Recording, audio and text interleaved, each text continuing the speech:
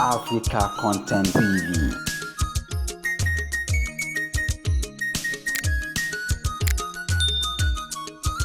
Apá láṣẹ látòní lọ.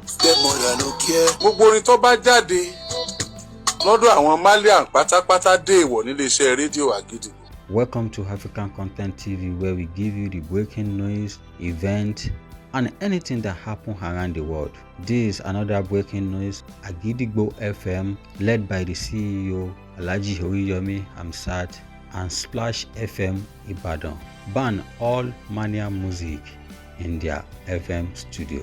This means any music that comes from Marlian music label should not be played till further notice on their FM station.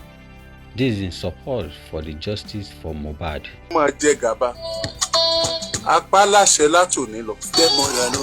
Gbogbo orin tó bá jáde lọ́dọ̀ àwọn Marlians pátápátá dé ìwọ̀ níléeṣẹ́ rédíò Agidigbo. Láti òní lọ. Gbogbo orin tó bá jáde lọ́dọ̀ àwọn Marlians pátápátá. Àwọn ò sọ pé àwọn ní pa o. Ṣùgbọ́n gbogbo orin tó bá jáde láti ọ̀dọ̀ àwọn Marlians pátápátá a gbọ́dọ̀ lò mọ́ níléeṣẹ́ rédíò Agidigbo látòní.